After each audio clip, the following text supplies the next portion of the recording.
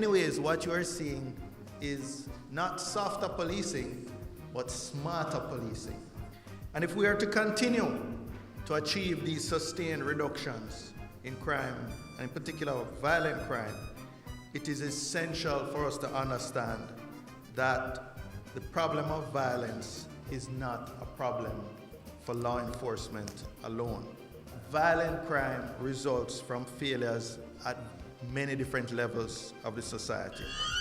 The government is extending an invitation to you to get involved in the efforts to create a Jamaica which will be the place of choice to live, work, raise families, and do business. Where do you start? Become proactive in your homes, schools, churches, and communities. Hello again, I'm Theodore Henry, and on this edition of Jamaica Magazine, we share with you how participation and partnership can create a chain link of possibilities, one beat at a time. Later on, we still talk security, but as it relates to the environment. In the feature, preserving the importance of Jamaica's coastal waters. So sit back and relax as we turn the first page to the news, right after this break.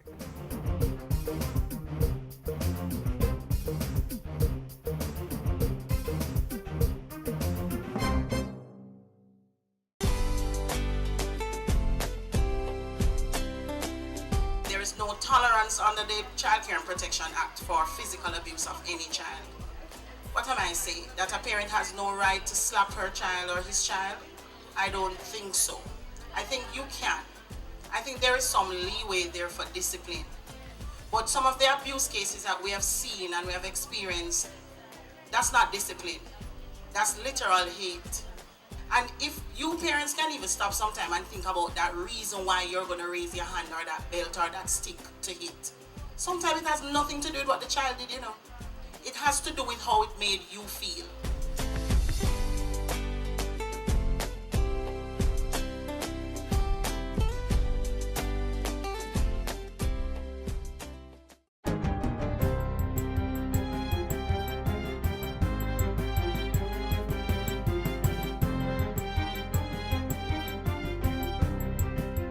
Good day, I'm Andrea Chisholm and this is your JIS News for Wednesday, November 26. Government has reduced its expenditure for the 2014-2015 fiscal year by $739.6 million. The original budget showed that government planned to spend $541 billion, but that figure was reduced in the supplementary estimates that was tabled in Parliament on Tuesday. The supplementary estimates are to be discussed by the Public Administration and Appropriations Committee and debated in the House of Representatives next month. Industry, Investment and Commerce Minister Anthony Hilton has welcomed an initiative aimed at increasing and diversifying the country's exports while boosting competitiveness. The EPA Support for Jamaican Food Exports project will connect small farmers and food producers with exporters. It's being implemented by the International Finance Corporation under a €7.25 million economic partnership agreement between Jamaica and the European Union. Speaking at Monday's launch of the EPA2 capacity building project, Minister Hilton said it would impact positively on employment and contribute to poverty reduction, particularly in rural areas. We welcome the positive impact that the project will have in promoting control in the use of chemicals in agricultural production, wider implementation of environmental friendly management schemes, and relevant certification. We welcome also the greater attention that is being placed on international food safety standards and access to safer food for Jamaicans. The project will run for the next 25 months. Ground has been broken for the construction of a $250 million state-of-the-art municipal building for the St. Thomas Parish Council. At a groundbreaking ceremony on November 21, Minister of Local Government and Community Development Noel R. Scott outlined the plans for the new building. The construction of the new building will be approximately just over 2,000 square meters of the new office space. And we will have you on two levels. The ground floor, 1,150 square meters, and the upper floor, just under 1,000 square meters. The proposed construction seeks to provide a comfortable and modern working environment which will house all the political representatives as well as the 126 staff members. Meanwhile, Minister Arscott opened the newly constructed male ward of the St. Thomas Infirmary in Morant Bay last Friday. Built at a cost of $31 million, the ward now houses 47 male residents and features double occupancy rooms, bathrooms, a doctor's examination office, matron's office, and a visiting area. The opening of this facility is a critical signpost of our journey to provide tangible social protection to the vulnerable people of our country. Indeed, it is one of the most important duties of care we have, and we are charged to ensure that we do our very best to make effective social protection the common experience in our country. The new ward complements previous upgrading done at the infirmary, which included the construction of a new female ward and a laundry room. And as the island observed International Day for the Elimination of Violence Against Women on Tuesday, Prime Minister Portia Simpson-Miller again pledged the government's commitment to protecting women and girls from abuse. In a statement read by the minister responsible for information, Mrs. Simpson-Miller said a joint select committee was reviewing several pieces of legislation, including the Offences Against the Persons Act and the Child Care and Protection Act. The committee will focus on offences as well as the punishment of crimes such as the murder of pregnant women, the assault of women, children, and the elderly, and sexual crimes. The Prime Minister added that government would also be stepping up its public education campaign and urged persons to speak out about the issue. And that's it for JRS News Today. I'm Andrea Chisholm. Thank you for watching.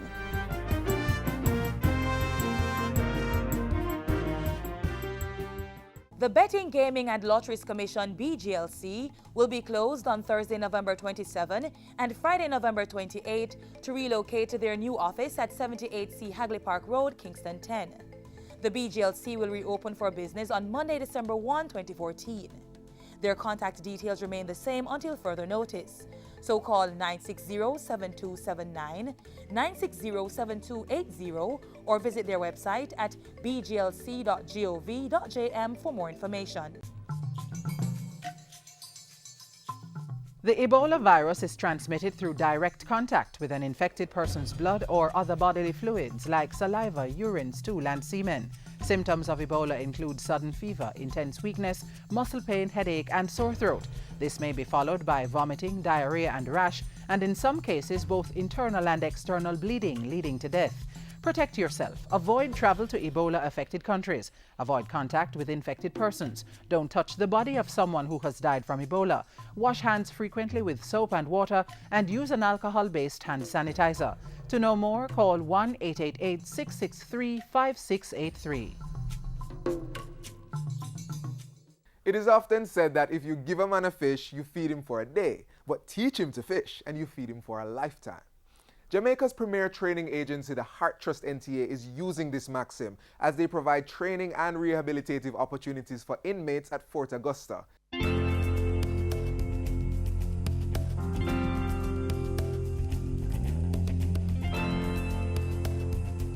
Government is committed to the vision of Jamaica's society being safe, cohesive, and just. The administration is taking a strategic approach to accomplishing that vision, and that includes providing adequate security and rehabilitation for individuals who are custodial clients in the island's correctional institutions. So when that person is released, he's able to provide for himself and therefore might not have to turn back to crime. One of the latest rehabilitation initiatives comes in the form of a beaded jewelry and accessories course for inmates at the Fort Augusta Correctional Center for Women. A major plank of the Department of Correctional Services' role in securing the island is through its rehabilitation programs. At Fort Augusta, the 250 females housed there have their pick of baking, clothing and textile, cosmetology, IT, and now accessory making. In August 2014, 30 inmates and a correctional officer received Level 1 training in accessory making from the Heart Trust NTA's LEAP Center after participating in an 8-week course. Financial support came from Stand Up for Jamaica, a non-profit organization formed from members of the Italian group of Amnesty International. During a recent ceremony, inmates were given their Heart-certified diplomas and got the chance to sell some of their handiwork. and enthusiastic visitors quickly grabbed up the bracelets, necklaces, earrings, and cell phone cases made by the inmates at Fort Augusta. These programs are geared to work on the inmates, for them, one, to learn a skill and such alike. Another thing is, in the long term, it will help them or prevent them from getting back in criminal activities. We're proud of teaching women today to make things for other women because we believe women know women best, and we believe they're committed to a program such as jewelry making, and it's easy to sell. We're very serious about bringing training in a flexible and responsive way, and for this program in particular, that the inmates will have a greater opportunity and a greater sense of hope on leaving the correctional facilities. They'll be able to have employment and also to create employment for others. We hope also to develop a little business mentality, and we have a little label which are created which is called Made in Jail, and under that label I hope to promote for them the possibility to assist their families, because once they earn, they can send home some money. One of the inmates who participated in the 8-week course had high praises for the training. I plan to go out there and start a business, teach my daughter it, see if she'll develop a love for it also, and try and expand and see where it goes from there. I am really very grateful because honestly, when I just came here, I felt hopeless because it didn't make any sense to go to school because I had already accomplished all of that. And the skills that they taught here, I was really interested in it. So, when I started this, I felt really hopeful, and happy. The pilot batch is now receiving Level 2 training, while a new batch is being taught by the correctional officer who received her training back in August. Our strategy is that we first seek accreditation for the officers, at least to Level 2 in each of these activities. And then the officers train the inmates. We find this to be more sustainable because the officers are already being paid as correctional officers, and then we don't have to employ many other teachers in the adult institutions who would also need security. And even as the Department of Corrections continues to carry out its role of rehabilitating inmates and wards of the state, there's a call for a greater partnership to assist in the process. So the next time you see jewelry with the tag Made in Jail, we urge you to buy it and support the rehabilitation of these females. We're boosting our prevention efforts by saying to persons, don't come to prison, and saying to the persons whose lives we've touched, don't come back. For information on where to buy the Made in Jail brand of jewelry, contact the Department of Corrections.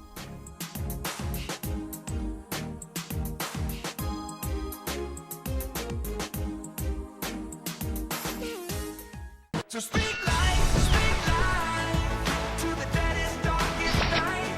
Speak life when the sun...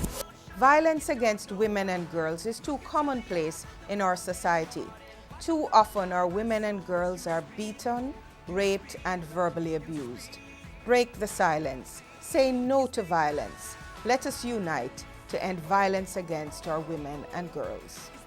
That was a message from Senator the Honorable Sandria Faulkner, the Minister responsible for Gender Affairs, in support of the elimination of violence against women.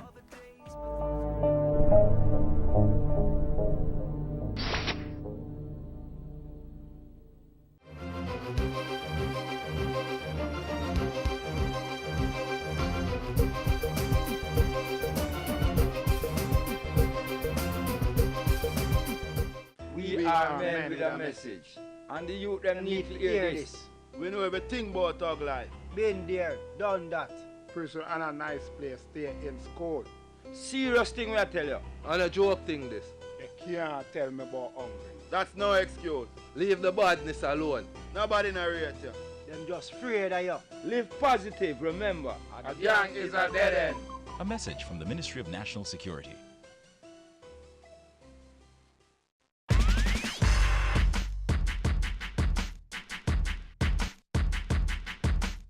We are swiftly approaching that time of year when we have to take extra precautions for our personal safety, as threat levels increase during the Christmas period. So, in order to keep the season joyful, we'll be providing you, all December long, with safety tips. Let's start with some general guidelines. You'll be all over the place shopping, going to family gatherings, wrapping up things at work, so you need to start taking extra special notice of your environment and the people around you.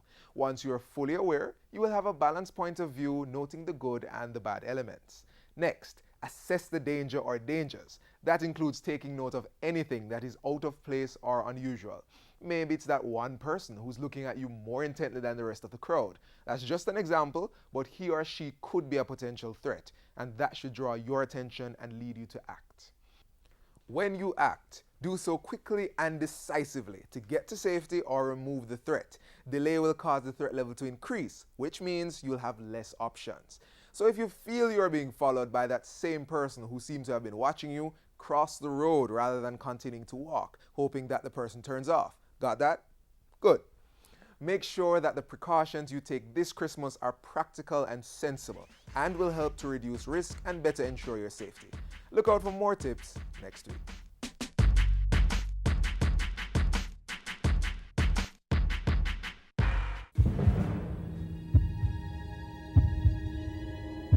What are you doing to help the fight against crime?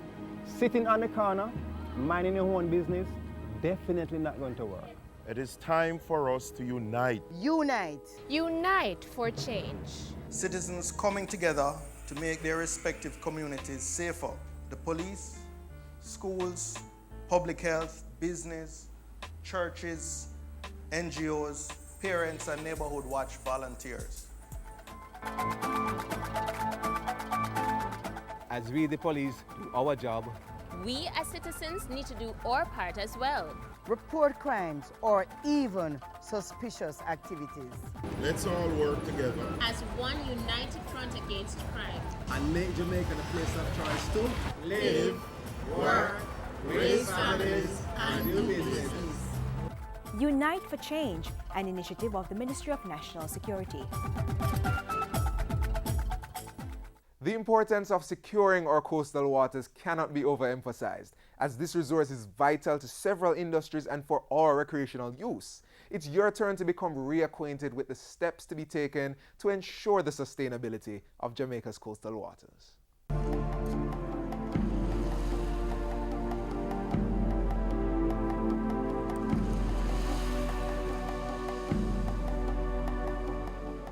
Problem is a really big problem, and we need to be afraid of this problem. When you come out here and see the amount of garbage that has piled up, it is frightening. A lot of animals mistake garbage for food, and then they eat them and then they die. I had a discussion with the persons, the Recycle Jamaica campaign, and they're telling me that somewhere in the region of 250 to 275,000 cases of plastic bottles are produced every day. That's a frightening number.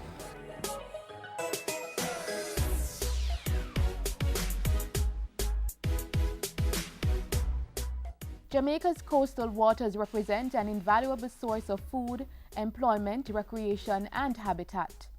They also provide defense against many natural disasters.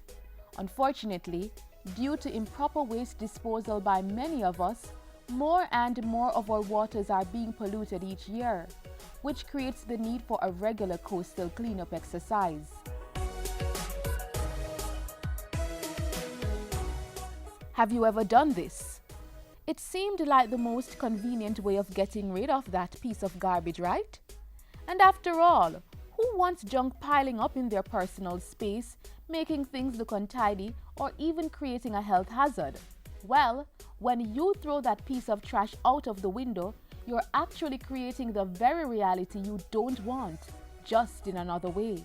Plastic bottles are actually the #1 items that are collected. Plastic bottles, shoes, slippers, jars, big pans and stuff, buckets. It's the garbage that is washing down from our gullies. You see, when you throw that piece of trash through your car window, it rolls away, very often rolling into a stream or a river, and by ebb and flow, eventually gets into the sea.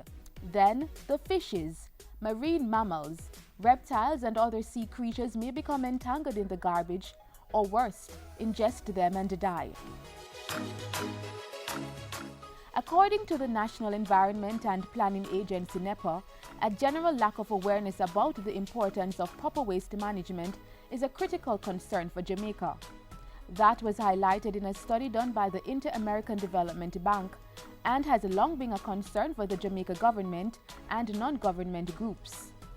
This concern has driven a yearly activity to clean up your coastlines internationally and at the local level.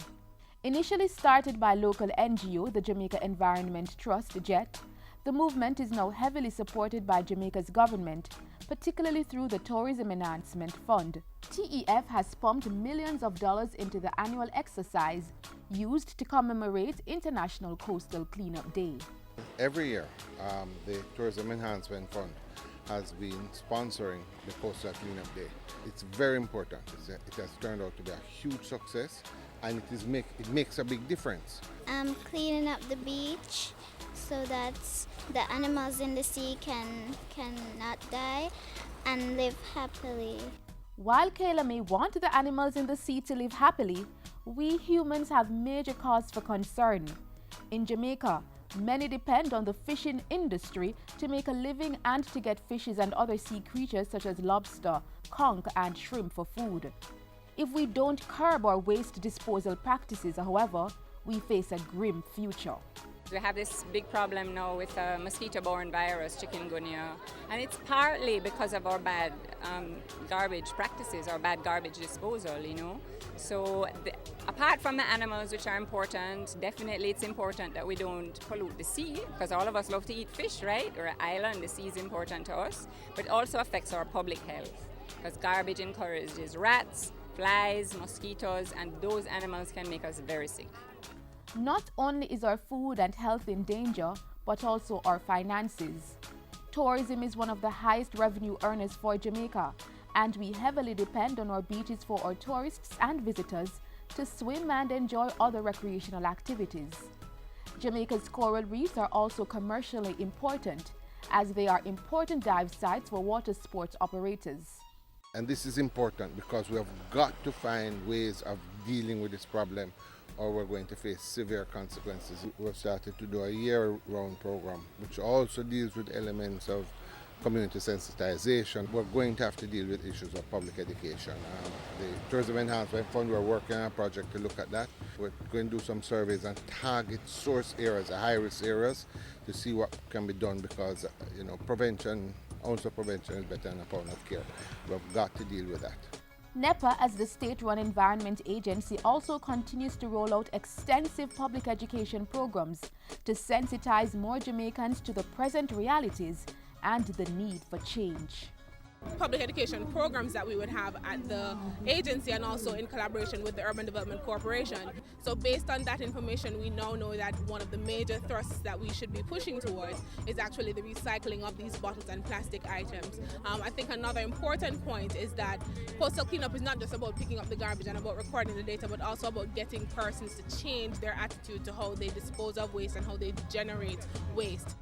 For those who may not see the need for changing their garbage disposal practices or attitudes, think about this.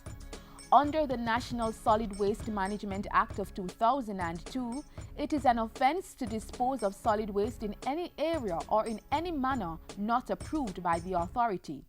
And if you're found guilty, you could face a fine not exceeding $1 million, imprisonment not exceeding 9 months, or both.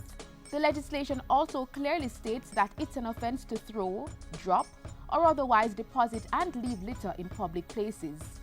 Fortunately, the message of cleaning up our coasts and general environment is taking root.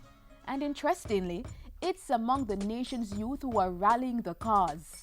Clean up the beach, promote good health. It is very important for us to keep our beaches clean, as it's a tourism is a multi-billion-dollar investment in Jamaica. I think we should be cleaning up because the fishes eating these things and it's not good for them and they're dying, and we have a lot of fishermen around here and this is what they use to survive, so they need the fishes. So it's a good thing to be cleaning up around here. So at the end of the day, it will come back to affect us. So it's best if we deal with the problem from now, so later on we don't have a situation where it's going to affect us and our future generations. Use the receptacles and any other avenues that are the proper ways to do it, rather than throwing it in our gullies and in our streets, because they eventually find their way to the coastline. Don't throw garbage at the side of the road, out of a car window, into a gully, no place at all. Everyone in Jamaica, across the length and breadth, not just on the coast, are the problem. And what we've got to do is recognize among us what it is that we want to leave for our children. What is the legacy? Cleanliness is next to godliness. Clean up, live up.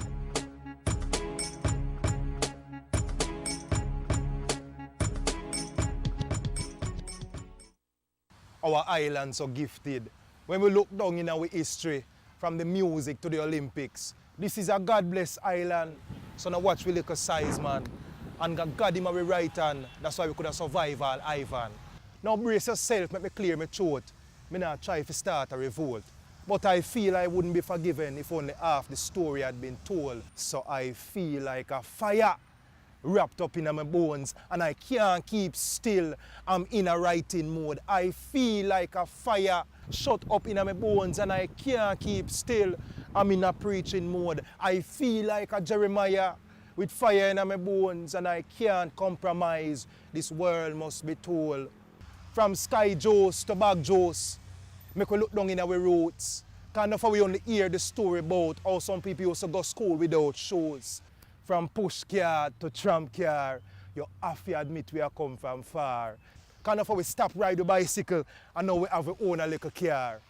But when you wrap back into the scene, how some of we yet still some mean? Because the church brother them a walk go home and we are still driving our personal limousine.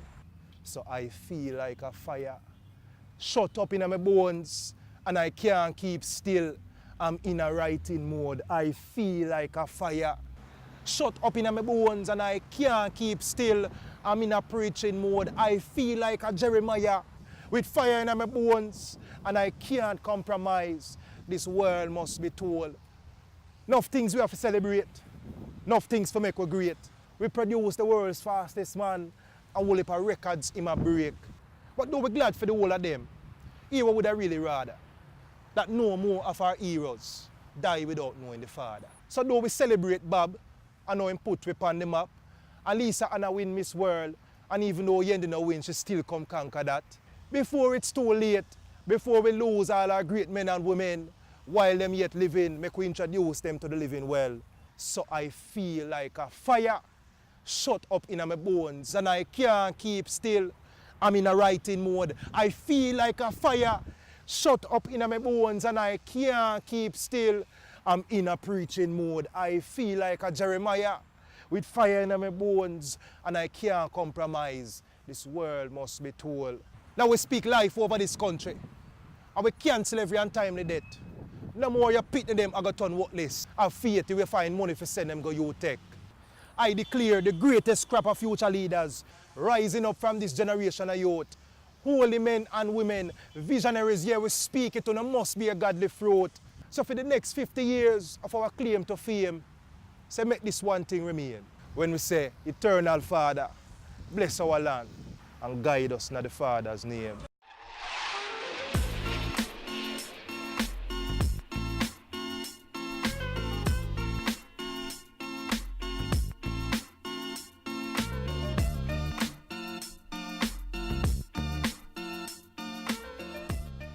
That's all the time we have for Jamaica Magazine today. I hope from the information shared, you were able to identify how you can get involved to create a safer Jamaica. I am Theodore Henry. Keep the information flowing by using our Facebook and Twitter pages, website, and YouTube channel. Have a great day.